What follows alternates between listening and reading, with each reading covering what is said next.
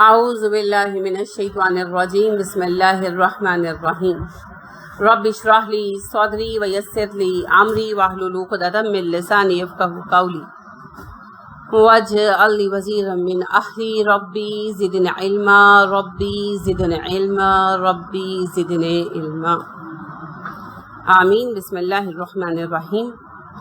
سورہ ہود آیت نمبر 115 سے آج ہم پڑھیں گے۔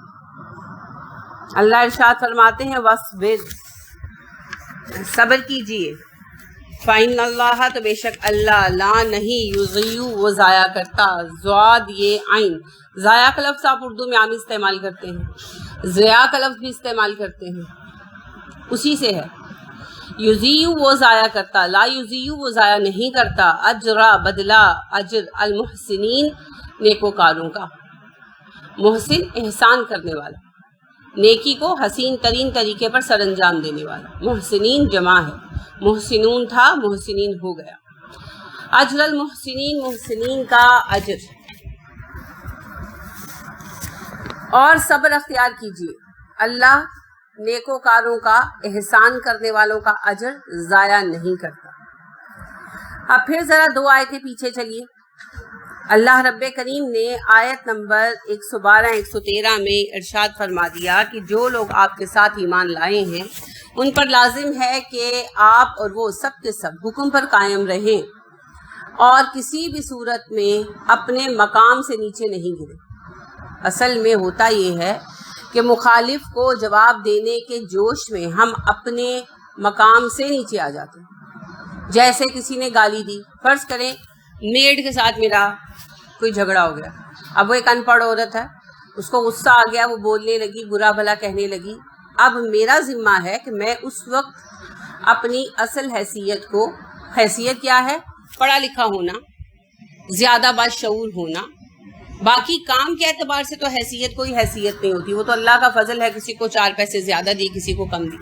حیثیت اصل ہماری کیا ہوتی ہے؟ ہمارا شعور، ہم کس قدر باشعور ہیں، شعور ہم ایک دوسرے سے ممیز کرتا ہے، پیسہ نہیں۔ تو میرا شعور، میری تعلیم، میری تربیت، آپ دیکھیں کام والی جو فیملیز ہوتی ہیں ان کے بچوں کو تربیت ملتی ہے؟ نہیں ملتی، مائیں تو کام پر چلی جاتی ہیں، بچے گلیوں میں رول رول کے پڑ جاتے ہیں خود بخود۔ تو جیسے خودرو پودے ہوتے ہیں نا، جیسا پل گیا پل گیا، اور جن کی نشو و نما کی جاتی ہے وہ پودے سیدھے صحیح پلتے ہیں، کوئی غلط شاخ نکل آئی کاٹ دی جاتی۔ بالکل اسی طرح سے جو کام والوں کے بچے ہوتے ہیں وہ رول کھل کے پل جاتے ہیں خودرو پودوں کی طرح، اور وہ بچے جو گھروں میں فیملیز میں پلتے ہیں، یعنی ہمارے بچے، ان کی ہم باقاعدہ پرورش کرتے ہیں، پرداخت کرتے ہیں، ان کی بری عادتیں دور کرتے ہیں، انہیں سنوارتے ہیں، انہیں اخلاق کے ساتھ آراستہ کرتے ہیں، تو لہٰذا ہماری تربیت ہمارا اخلاق بنتی ہے، اور اخلاق ہمیں دوسرے سے ممیز کرتے ہیں۔ تو ہمارا شعور، ہماری تعلیم، ہمارا اخلاق اس وقت نظر آنا چاہیے، کیونکہ عام حالات میں تو سبھی خوشگوار موڈ میں ہوتے ہیں، بدتمیز لوگ بھی اگر ان کو کوئی چھیڑتا نہیں تو خوشگوار موڈ میں ہی ہوتے ہیں نا۔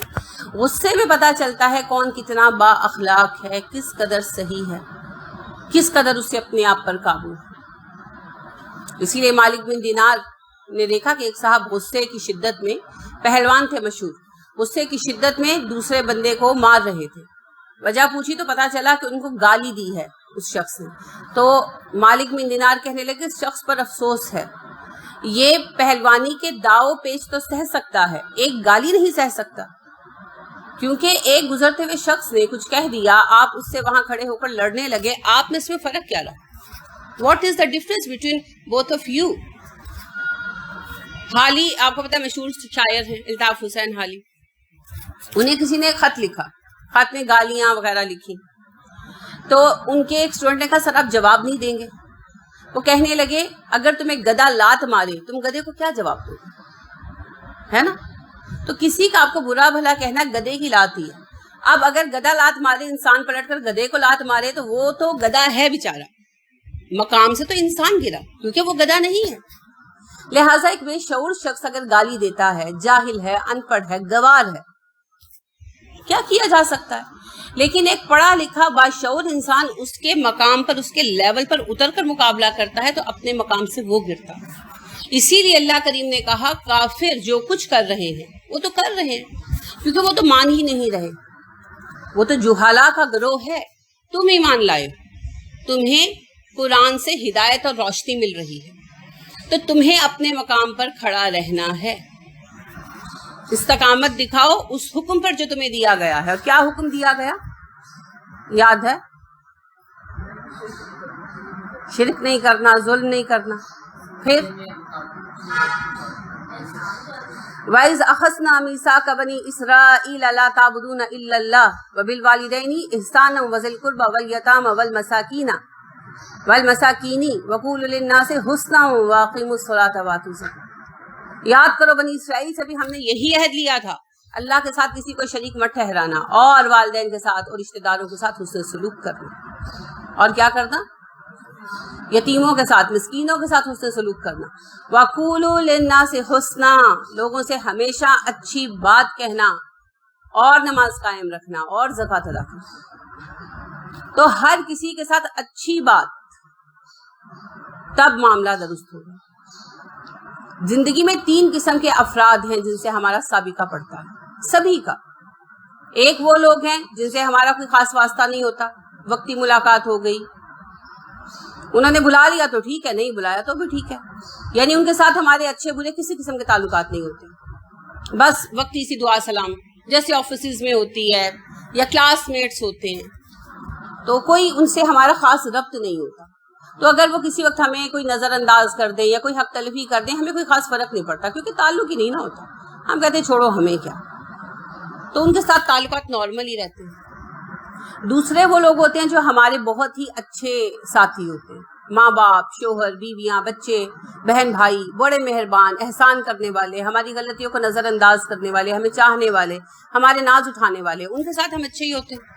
اگر کوئی ان کے ساتھ برا ہے تو وہ تو انسانیت کے درجے سے تو کیا جانوروں کے درجے سے بھی گرا ہوا ہے نا، کیونکہ جانور بھی احسان کا بدلہ احسان سے دیتا ہے نا۔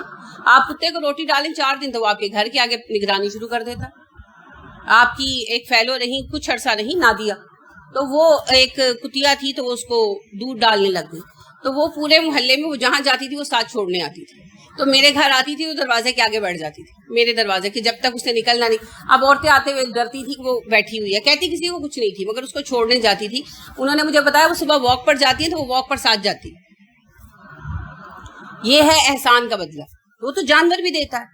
اب ایک بندہ اگر احسان کرنے والے کے ساتھ برا ہے تو وہ تو جانور سے بھی گرا ہوا، تو ایسا نارملی کوئی ایک آدھ 1 جو ہے آؤٹ آف تھاؤزنڈز کوئی نکل آئے تو نکل آئے، نارملی احسان کا بدلہ احسان ہی ہوتا ہے، یعنی لوگ اچھے کے ساتھ اچھے ہوتے ہیں۔ عام کہاوت ہے نا، اچھے کے ساتھ اچھے، برے کے ساتھ برے۔ قرآن نہیں مانتا، قرآن نہیں مانتا نا۔ قرآن اب ہمیں تیسرے لوگوں کے بارے میں فلسفہ بتاتا ہے۔ یہ 2 لوگ تو سبھی کو نظر آتے ہیں، ایک وہ جن کے ساتھ ہماری ہلکی پھلکی دعا سلام ہے، دوسرے وہ جو ہمارے بہت اچھے ساتھی ہیں۔ تیسرے لوگ ہیں اصل معاملہ ان کے ساتھ ہے، یہ وہ لوگ ہیں جو ہمارے ساتھ برے ہیں، جن سے ہم تنگ ہیں، جو ہمیں ستاتے ہیں، ہماری آزمائش بن کر ہم پر نازل ہوتے ہیں، ان کے متعلق احکامات۔ اللہ رب کریم نے ارشاد فرمایا بدترین برائی کو بہترین نیکی کے ساتھ دور کرو۔ پھر دیکھیے نبی صلی اللہ علیہ وسلم، آپ کے دشمن بھی آپ کے دوست ہو جائیں گے۔ نبی صلی اللہ علیہ وسلم نے یہ کیا اور دشمن دوست ہوئے۔ اب بھی آپ نے پڑھا، اللہ رب کریم نے آپ کو اصول سکھایا، ان الحسنات یذہبن السیئات، بے شک نیکیاں برائیوں کو ہٹا دیتی ہیں۔ کیسے؟ خیر شر کو دور کرتا ہے، شر کو دور نہیں کرے گا، انتشار کو دور نہیں کرے گا، جنگ کو دور نہیں کرے گا۔ خیر سے شر کا رد کیا جا سکتا، شر سے شر کا رد نہیں کیا جا سکتا۔ یہاں پر آ کر امتحان پڑتا ہے، یہاں آ کر بات مشکل آتی ہے۔ یہ مرحلہ ہے، جس نے برا کیا اس سے پلٹ کر اچھا کرے۔ یہ وہ اخلاق ہے جس پر نبی صلی اللہ علیہ وسلم اور صحابہ کرام رضی اللہ عنہم علیہم اجمعین اور طویل عرصے تک مسلمان قائم تھے۔ آج نہیں ہیں، آج تو ہم اپنوں کے ساتھ اچھے نہیں، دور والوں کی تو بات ہی کیا۔ جو برا کرے پلٹ کر اس کے ساتھ اچھا کرے۔ یہ اصل آزمائش ہے. آزمائش ہے, بہت مشکل بات ہے, مشکل, لیکن امتحان تو مشکل ہی ہوتا ہے. پرچہ کبھی آسان ہوا؟ یہ کمال ہے. ایکسیلنس چھوٹے موٹے کاموں سے نہیں آتی. کیا آتی ہے؟ ہر بندے کو آپ کہتے ہیں بھائی تم تو با کمال ہو, کہتے ہیں نہیں. Excellence means the level of best. تو پھر ایکسیلنس پانے کے لیے آپ کو عام لوگوں سے اوپر اٹھنا ہوگا. اور ایکسیلنس یہ ہے کہ برے لوگوں کے ساتھ اچھا رویہ کریں. اچھوں کے ساتھ اچھا ہونا کیا کمال ہے؟ وہ تو سارے ہی ہوتے ہیں, اس میں کیا کمال ہے, اس میں کیا خوبی ہے؟ وہ تو بلکہ اگر میں اچھے کے ساتھ بری ہوں تو میں تو انسانیت کیا حیوانیت کے درجے سے بھی نیچے ہوں. کمال تب آتا ہے جب برے کے ساتھ پلٹ کر اچھا کیا جاتا ہے, اور یہ نبی صلی اللہ علیہ وسلم کی مستقل سنت ہے نا. بہت سارے قصے آپ نے پڑھے ہیں, جیسے وہ گڑیا کی کہانی ہم بچپن میں کتابوں میں پڑھتے آئے ہیں کہ ایک خاتون جو آپ پر گند پھینکا کرتی تھی, تو آپ صلی اللہ علیہ وسلم جب وہ بیمار ہوئے تو گھر گئے, خدمت کی, اور بتایا بھی نہیں کہ کون ہوں. پھر بعد میں جب پتا چلا تو کیسے وہ اسلام سے انکار کرتی بھائی. پھر آپ دیکھیے وہ خاتون جو شہر چھوڑ کر جا رہی تھی جادوگر کے ڈر سے, کون چھوڑ کر آیا تھا؟ نبی صلی اللہ علیہ وسلم. گھر صاف کیا, سامان لگایا, تو پھر آخر میں جب پوچھا کہ بیٹے تم ہو کون, تو پھر جادو تو چلنا ہی تھا. یہ جادو کبھی بیکار نہیں جاتا. اخلاق کا جادو سر چڑھ کر بولتا ہے. کس طرح نہ لوگوں کو فرق پڑتا جب وہ مجرم جنہوں نے آپ صلی اللہ علیہ وسلم کی قتل کی سازشیں کی, آپ کو شہر چھوڑنے پر مجبور کیا, آپ کو جنگوں میں الجھائے رکھا, کس طرح سے نہیں ستایا. جب وہی مجرم آپ کے سامنے حاضر ہوئے تو کیا کہا آپ نے؟ لا تثریب علیکم اليوم. کسی کو جتایا تک نہیں. آج تم لوگوں پر کوئی سوال بھی نہیں ہے, پوچھنا بھی نہیں میں نے کہ تم نے کیوں کیا, سب ختم. سزا تو بڑی دور کی بات ہے, سوال بھی نہیں کروں گا. اٹس اوکے, کوئی بات نہیں. وہ تمہارا اخلاق تھا, یہ میرا اخلاق ہے. تم غالب تھے, تم نے یہ کیا, آج میں غالب ہوں, دیکھو میں یہ کروں. کیونکہ میں ایک علیحدہ آئیڈینٹی ہوں, میں ایک علیحدہ پرسنالٹی ہوں. میرا اپنا اخلاق و کردار ہے جو میں نے قرآن سے لیا ہے. میں اس سے نیچے نہیں آ سکتا, نیچے نہیں آ سکتا. جسے مجھ تک پہنچنا ہے وہ سیڑھیاں چڑھے اوپر آئے. میں کیوں اپنے مقام سے نیچے گروں؟ جب برا برائی نہیں چھوڑتا تو اچھا اچھائی کیوں چھوڑے؟ شیخ سعدی نے ایک حکایت بیان کی. حکایت ایسی کہانی ہوتی ہے جو محض تعلیم کے لیے بنائی جاتی ہے, جیسے وہ بیل اور شیر کی کہانی, یا شیر آیا کی کہانی. تو کہتے ہیں کہ ایک بزرگ جو ہیں وہ دریا کے کنارے وضو کر رہے تھے, تو ایک بچھو نے انہیں کاٹ لیا. بچھو ڈوب رہا تھا, انہوں نے بچھو کو بچایا تو بچھو نے کاٹ لیا. وہ بار بار چلتا ہوا گرتا, وہ بار بار نکالتے, وہ بار بار کاٹتا. تو ایک نوجوان کہنے لگا کہ بابا جی ڈوب جانے دیں, ہر دفعہ کاٹتے پھر نکال لیتے. وہ کہنے لگے وہ اپنی بری عادت نہیں چھوڑتا, میں اچھی کیوں چھوڑوں؟ اٹ ڈزنٹ مین کہ آپ بچھو کو بچانے چل پڑے. یہ محض ایک حکایت ہے. کہنے کا مطلب یہ ہے کہ اگر کوئی برا شخص اپنی برائی نہیں چھوڑتا, ہم اپنی اچھائی کیوں چھوڑیں؟ اور آپ دیکھیں ہمیشہ ان چیزوں نے اثر کیا. ابو حنیفہ علیہ رحمہ تھے نا, تو ان کے اخلاق کا یہ عالم تھا کہ ان کا ایک ہمسایہ تھا, شرابی تھا. تو رات کو شراب شروع پیتا اور گانا بجانا کرتا اپنا. تو ظاہر ابو حنیفہ تنگ ہوتے, پڑھنے لکھنے والے آدمی تھے. تو ایک دفعہ باقی ہمسایوں نے شکایت کر دی, وہ گرفتار ہو گیا. تو ابو حنیفہ اس کی ضمانت کے لیے گئے.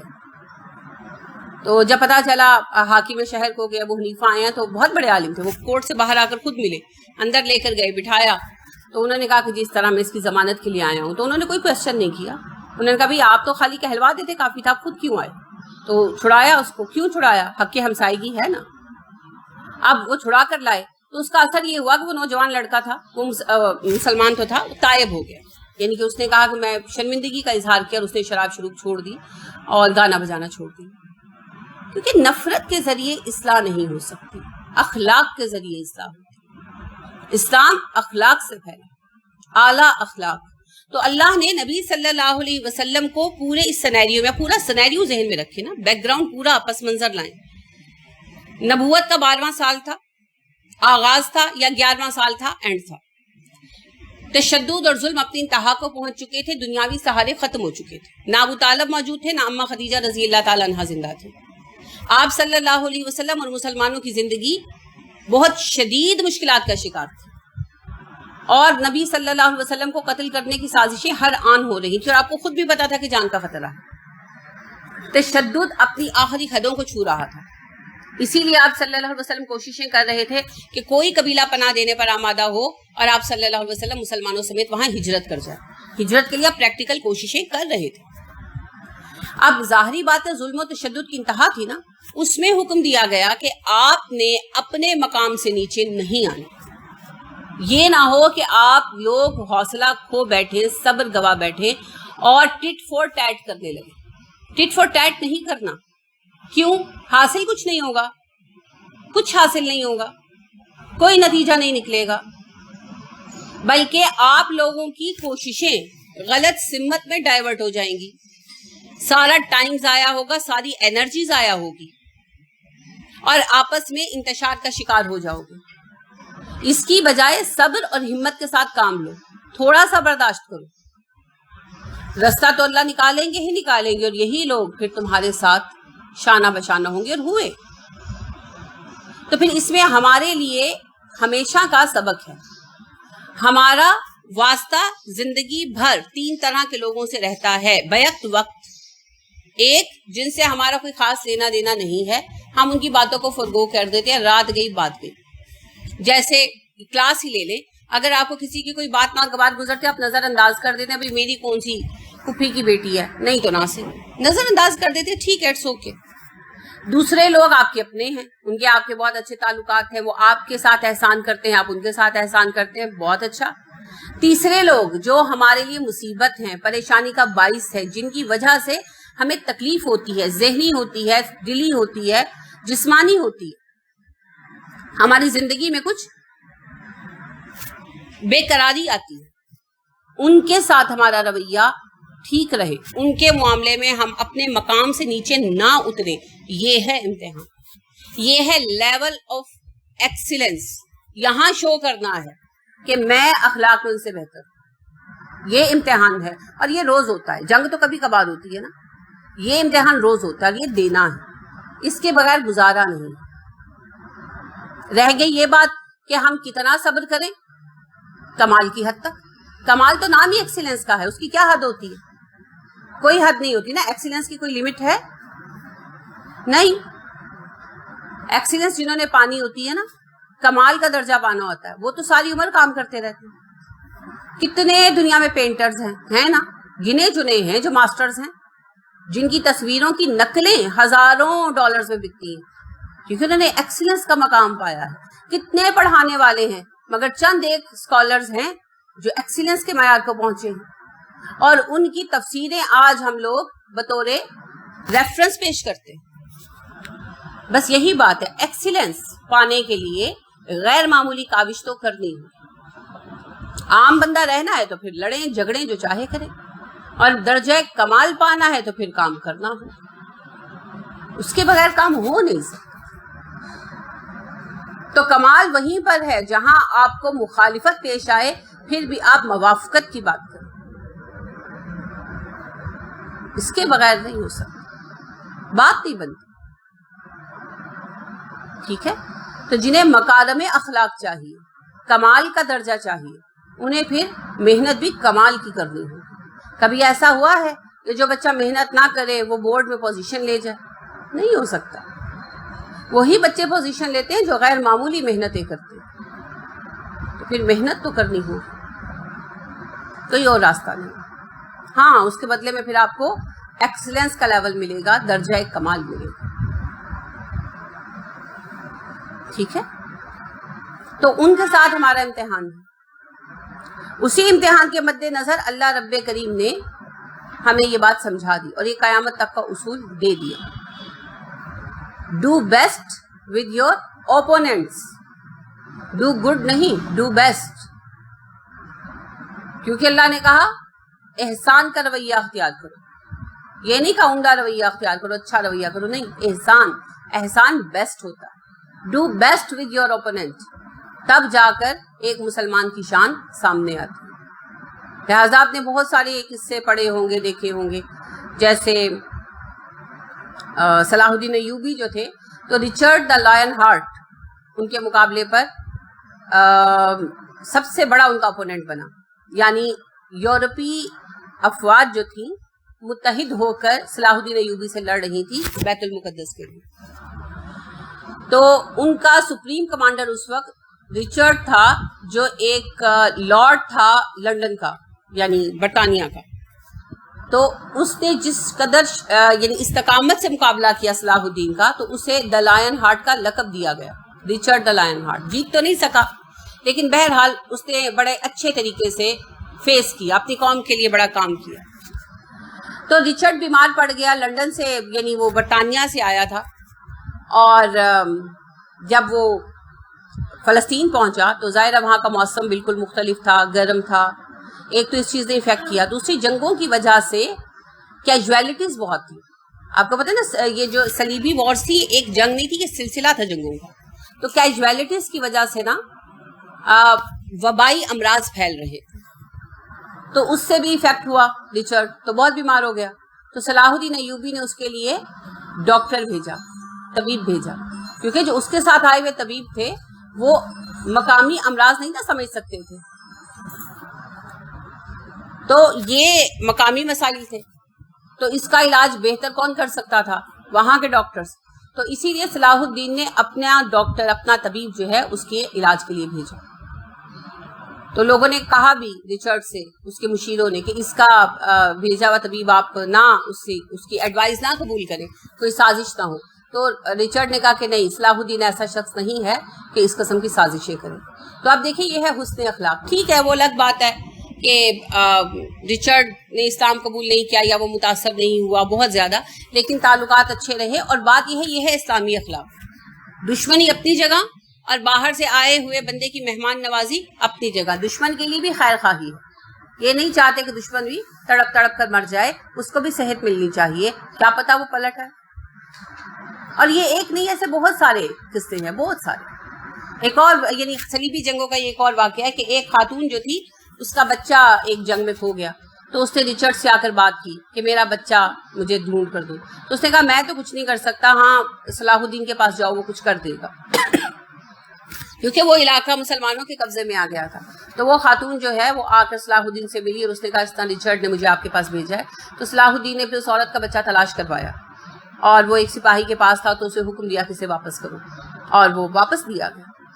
تو آپ دیکھیں کہ اس سے یہ کیا ہے، یہ مسلمانوں کا اخلاق ہے۔ جنگ تو ہو گئی، مسلمانوں کے ہاتھ آیا بھی قبلہ اول، چلا بھی گیا، وہ سب تو وقت کی باتیں ہیں، وہ تو ہوتی رہتی ہیں۔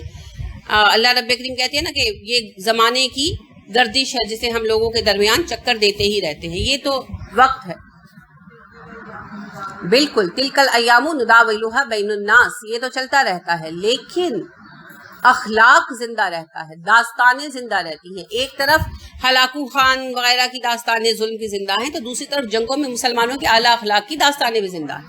یہ میں نے 2 واقعے پیش کیے ہیں، بے شمار واقعات ہیں ایسے، اور مسلمانوں کے دشمن تک یہ بات ماننے پر آمادہ یعنی ہونا پڑتا ہے ان کو کہ مسلمانوں کی تاریخ میں اخلاقیات کو ایک خاص مقام حاصل ہے جو آج ہم سے چھن گیا۔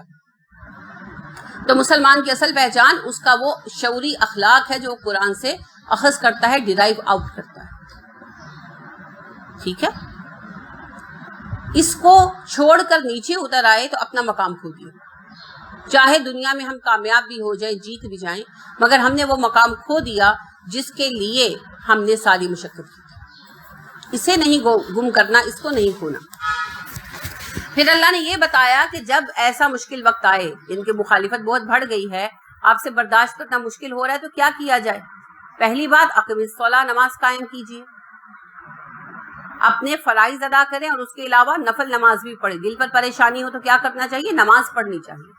اللہ نے یہ نبی صلی اللہ علیہ وسلم کو بھی حکم دیا نا، سورہ مزمل، اللہ نے کہا اب ہم آپ پر بہت بڑی ذمہ داری ڈالنے والے ہیں نبی صلی اللہ علیہ وسلم، تو اب آپ کیا کیا کریں؟ رات میں اٹھ کر تہجد پڑھا کریں۔ تو جب ذمہ داری کا بوجھ بڑھنے لگے کیا کرنا چاہیے؟ نماز پڑھنی چاہیے، نفل نماز، اگر ممکن ہو تہجد نہیں پڑھ سکتے تو ویسے پڑھ لیں۔ اسی لیے نبی کریم صلی اللہ علیہ وسلم جب پریشان ہوتے کیا کرتے؟ نماز پڑھنے کے لیے کھڑے ہو جاتے۔ اچھا، کسی اور کو بھی اللہ نے ایڈوائز کی یہ بات کوئی ایک مثال بتائیں. مومنوں کو تو پورے قرآن میں اللہ کہہ رہے ہیں 700 بار کہا نماز پڑھو نماز پڑھو نماز پڑھو. حضرت موسیٰ علیہ السلام کو آسن تھی. حضرت موسیٰ علیہ السلام کو جب نبوت سے سرفراز کیا تو کہا موسیٰ نماز قائم کر, میرے ذکر کے لیے نماز قائم کر, کیونکہ اب میں نے چیزیں نبوت کے منصب پر فائز کیا ہے کہ یعنی نبوت کا ذمہ بہت بڑا ذمہ ہے نا, بہت بڑی ٹینشن ہے ذمہ داری کی. تو اس کو جھیلنے کے لیے, اس کی اپنے اندر برداشت پیدا کرنے کے لیے, تحمل لانے کے لیے کیا کرو, نماز پڑھو. اور کس کو کہا؟ حضرت مریم کو نہیں کہا. پڑھتے ہیں بھول جاتے ہیں, پڑھتے ہیں بھول جاتے ہیں, تو پیمانہ تو خالی رہے گا. جن تھیلوں میں سوراخ ہو وہ کبھی بھرے, کبھی نہیں بھرتے. تو جب تک آپ سوراخ نہیں نا اپنے مینڈ کریں گے تب تک کام نہیں ہونے لگا.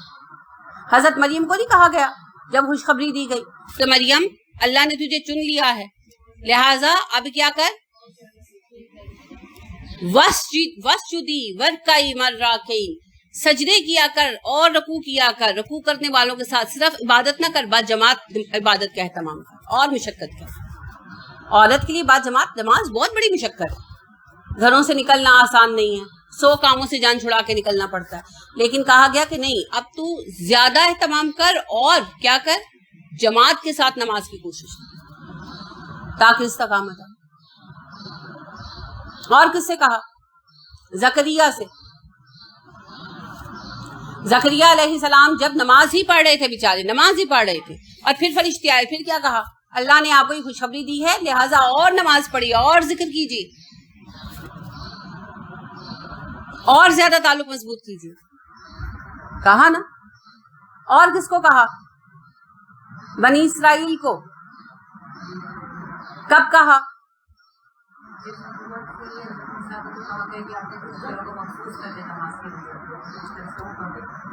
بالکل, یہ آپ نے درست فرمایا کہ مصر میں اللہ رب کریم نے جب بنی اسرائیل کی ترتیب 9 کا حکم دیا تو پہلا حکم حضرت موسیٰ علیہ السلام کو دیا ان کے لیے نماز با جماعت کے اہتمام کا, لیکن براہ راست ان کو حکم دیا. آپ نے سورہ بقرہ میں پڑھا کیا, یا بنی اسرائیل اذکروا نعمتی التی انعمت علیکم واوفوا بعہدی اوفی بعہدکم وایای فارہبون.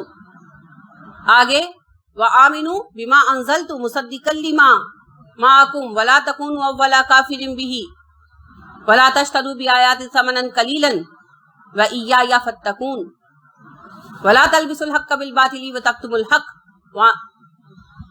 وانتم تعلمون واقیموا الصلاۃ وآتوا الزکاۃ وارکعوا مع الراکعین اتامرون الناس بالبر وتنسون انفسکم وانتم تتلون الکتاب افلا تعقلون واستعینوا بالصبر والصلاۃ انہا لکبیرۃ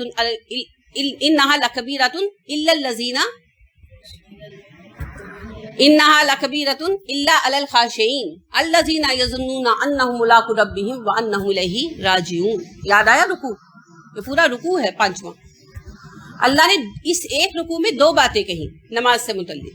اللہ رب کریم نے ان سے کہا کہ تم لوگ حق اور باطل کو ملاؤ مت, میری آیتوں کو بیچو مت, نماز کو قائم رکھو, زکوٰۃ دیا کرو, احکام مت بدلو.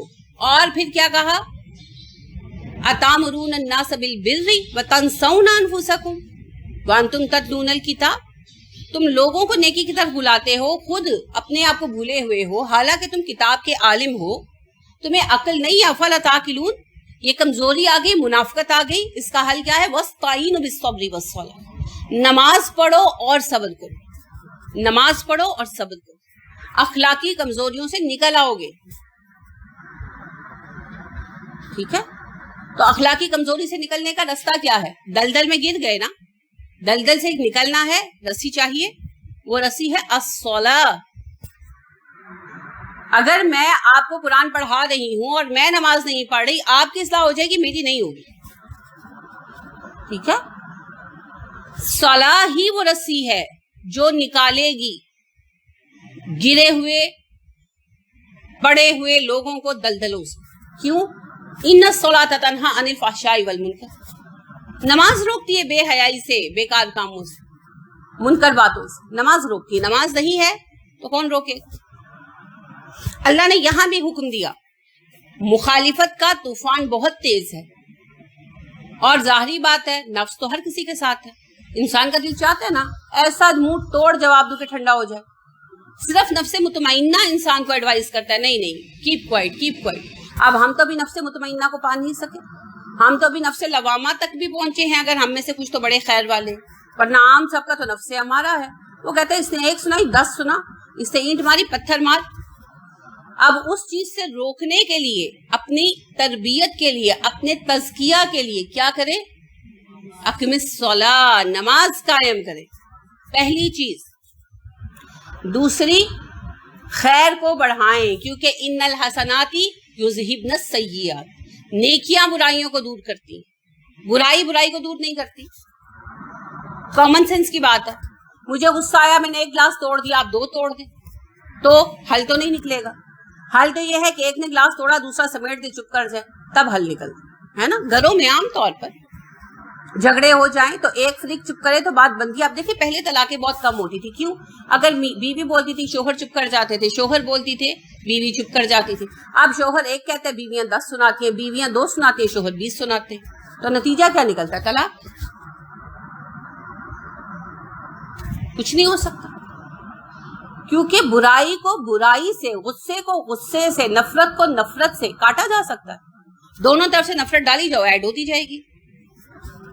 ہاں, نفرت کو محبت سے بدلا جا سکتا ہے, شر کو خیر سے بدلا جا سکتا ہے.